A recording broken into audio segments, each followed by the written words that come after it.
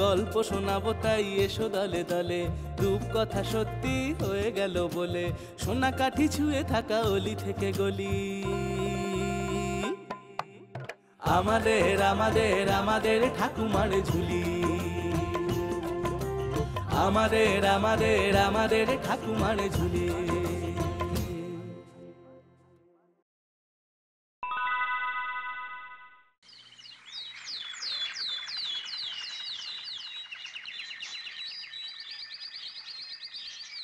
রমেশ আর পরেশ দুই যমজ ভাই। ছোট থেকে তারা খুব দুষ্টু। দুজনেরই একই রকম চেহারার সুযোগ নিয়ে তারা সকলকে বোকা বানায়।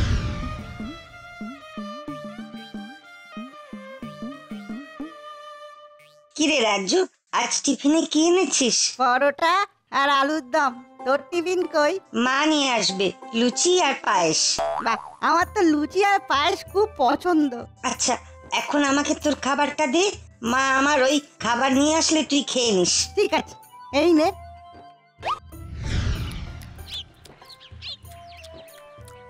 এ কি রে, তুই তো তোর টিফিন আমাকে দিবি বলে আমার খাবার খেয়ে নিলি, এখন আবার নিজেরটাও খাচ্ছিস? আমি কেন তোর টিফিন নেবো? আমি তো আমার খাবার খাচ্ছি। মনে হয় পরেশ তোর থেকে টিফিন নিয়েছে। আমরা যমজ তো, তাই তুই গুলিয়ে ফেলেছিস।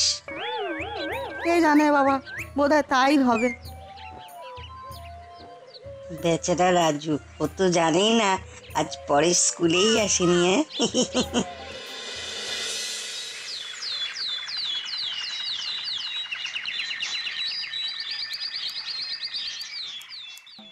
খোকা, চুল কাটার সময় এত নড়াচড়া করলে কিন্তু ভালো করে চুল কাটা যাবে না।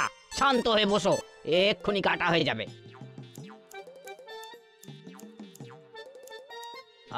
খোকা, তুমি আবার নড়াচড়া শুরু করলে।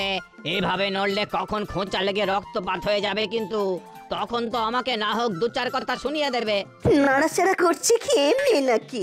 তোমার এই চাদরটা গায়ে দিয়ে এত গা চুল করছে, ঠিক করে বসতে পারছি না।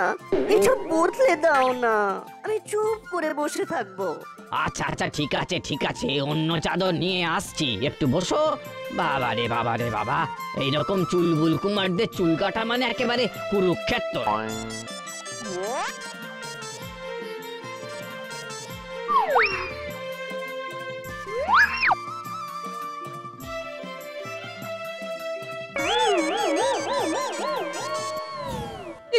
আরে তোমার মাথা চুল আবার বেড়ে গেল কি করে?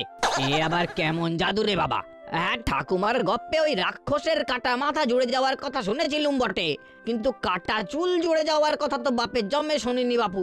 ভালো করে কাটলি কোথায়? তাই তো তখন থেকে বলছি যে ছোট করে না কাটলে বাবা খুব বকবে। যা বাবা, এটা কি করে হলো? আমার তো স্পষ্ট মনে আছে। এ জানে বাবা, সব কেমন গুলিয়ে যাচ্ছে। ভেবে লাভ নেই, সব একেবারে ঘেঁটে ঘটোৎকচ হয়ে যাচ্ছে। আরেকবার কেটেই দিই।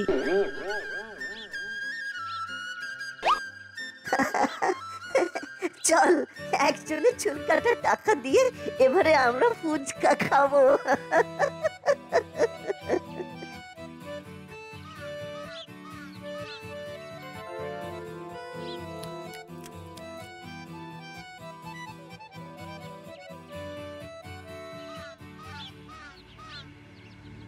এইভাবে দুষ্টুমি করতে করতেই রমেশ আর পরেশ বড় হতে লাগলো। বড় হবার সাথে সাথেই তাদের লোভ আর বদ বুদ্ধিও বাড়তে লাগলো পাল্লা দিয়ে। তাদের বাবা মাও অতিষ্ঠ হয়ে উঠলেন তাদের কাণ্ড কারখানাতে। একদিন তাদের বাবা ডেকে পাঠালেন,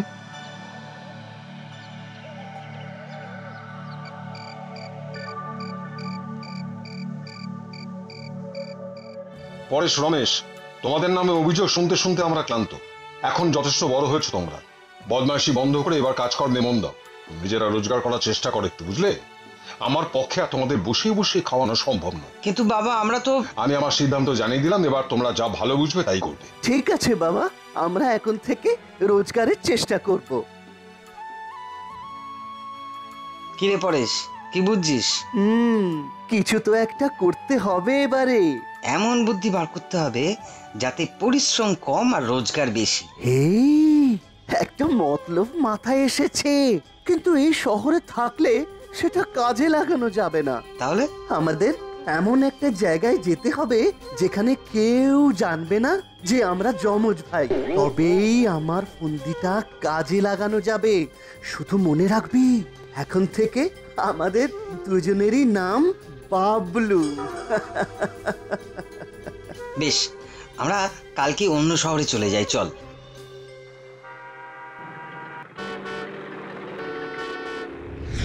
মাথায় বদ বুদ্ধি নিয়ে দুই ভাই হাজির হলো এক নতুন শহরে।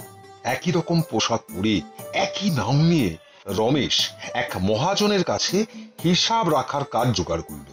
পরেশ গেল এক মন্দিরের পুরোহিতের কাছে। প্রণাম পুরোহিত মশাই। দীর্ঘায়ু হও বাবা। তোমাকে তো চিনলাম না বাবা, এখানে আগে দেখেছি বলেও মনে হচ্ছে না। নাম কি তোমার? আগে আমার নাম বাবলু। আমি এই শহরে নতুন এসেছি কাজের সন্ধানে। এই দিনের বেলা এক মহাজনের কাছে খুব কম বেতনে হিসেব রাখার কাজ পেয়েছি। যদি আপনার একজন সহকারী ওই সন্ধেবেলায় মন্দিরের কাজে রাখেন তাহলে আমার খুব উপকার হয়। হ্যাঁ, একজন সহকারী হলে আমার তো সুবিধাই হয়। বেশ, তুমি তবে আজ থেকেই কাজে লেগে পড়ো। আজ সূর্যাস্ত 5:31 গতে। তুমি তার আগে কি আসতে পারবে? বেশ বেশ, তাহলে আজকের আরতিতে তুমি আমার সঙ্গে থাকবে। তাহলে প্রথম দিনেই ভক্ত দর্শনার্থীদের কাছে তুমি পরিচিত আর প্রতিষ্ঠিত হয়ে যাবে। কেমন? দেখ রমেশ, এখনো অবধি কিন্তু আমাদের পরিকল্পনা ঠিক দিকেই এগোচ্ছে। হ্যাঁ, ওই মহাজন বা পুরোহিত কেউ আমাদের চেহারার রহস্য বুঝতে পারেনি। এবার শুধু একটা সুযোগের অপেক্ষা, তারপর আর সারা জীবন রোজগারের জন্য চিন্তা করতে হবে না। আমরা একেবারে ধন কুবের হয়ে যাবো। হ্যাঁ,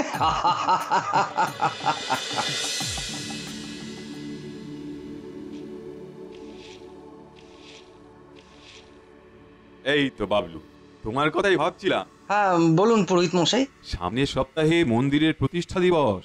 ওই দিন খুব বড় করে পুজো হয় এখানে। তার জন্য অনেক জিনিস শহর থেকে আনতে হবে। তুমি যদি একদিন সকালবেলা আমার সাথে যেতে পারতে তবে বড় সুবিধা হতো। বেশ, তো আমি ওই আগামীকালই মহাজনকে বলে পরশু সকালের ছুটি নিয়ে নেব।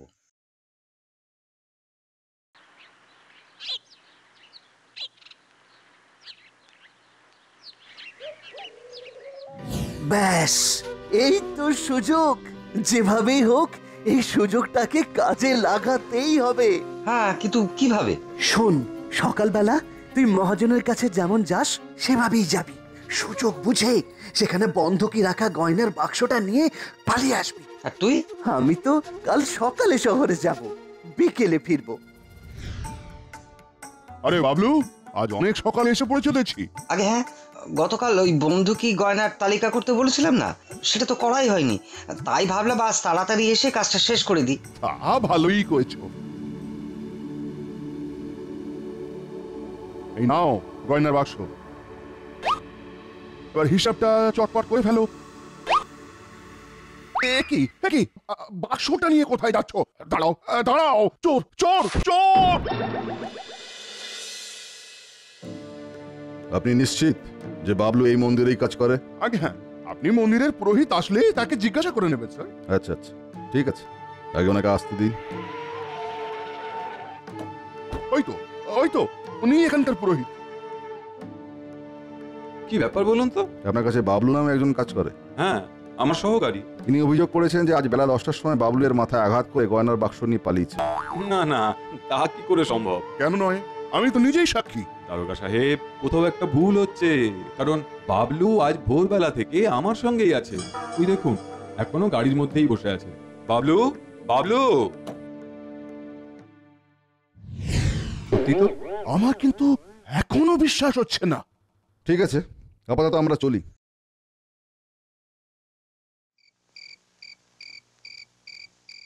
বাবা বাবা পরেশ, দারুণ কাজ হয়েছে। হ্যাঁ, আমরা কিন্তু পুলিশকেও বোকা বানিয়েছি। এবারে বাকিটা কিন্তু তোর উপরে। আমি কালকে যে করেই হোক ওই মন্দিরের প্রণামী বাক্স সরিয়ে ফেলবো, কিন্তু তোর কাজ হবে ওই সকালে গিয়ে গয়নাগুলো বিক্রি করা। সেই দিন মহাজন পুলিশকে জানিয়ে রেখেছিল যে তার কাছ থেকে চুরি যাওয়া গয়নাগুলোতে দোকানের মার্কা দেওয়া আছে। সেই সূত্র ধরেই পরের দিন গয়না বিক্রি করতে গিয়ে পুলিশের হাতে ধরা পড়ল রমেশ। এদিকে পরেশ সে কথা জানতেই পারল না। এদিকে গয়না উদ্ধার হওয়ায় পুলিশের সন্দেহ গিয়ে পড়ল পুরোহিতের উপর। পুরোহিত মশাই, আপনাকে আমাদের সাথে থানায় যেতে হবে। কেন? কারণ এই কথা প্রমাণ হয়ে গেছে যে গতকাল বাবলুই মহাজনের গয়না চুরি করেছে। আজ চুরির গয়না বিক্রি করতে গিয়ে সে আমাদের হাতে ধরা পড়েছে। অথচ আপনি বলেছিলেন যে গতকাল চুরির সময় সে আপনার সঙ্গে ছিল। একদম ঠিক, আমি এখন সেই কথাই বলছি। মানে? আপনারা কাকে গ্রেফতার করেছেন জানি না, তবে সে বাবলু হতে পারে। এটা আপনি কি করে বলছেন? তাহলে একটু অপেক্ষা করুন। বাবলু, একবার এদিকে এসো তো। এ কি? বাবলু? তার মানে তোমার যমজ ভাই আছে, আর তোমরা দুজনে মিলে সকলকে বোকা বানাচ্ছ। যমজ হওয়ার সুযোগ নিয়ে এইভাবে তোমরা অপরাধ করে বেড়াচ্ছ। তোমাদের কঠিন শাস্তি হও। চলো চলো এখন আমার সঙ্গে, চলো এখন আমার সঙ্গে তোমার ভাইয়ের কাছে। ভুল হয়ে গেছে দারোগা সাহেব, আর কখনো করব না। এবারটা ক্ষমা করে দিন। এইভাবে দুই ভাই তাদের নিজেদের পাতা জালে নিজেরাই জড়িয়ে যায়। তারা বুঝতে পারে অতি চালাকের গলায় দড়ি আর অতি সেনার মাথায় বাড়ি। For more updates, subscribe to our channel, click the show links and enjoy watching the videos.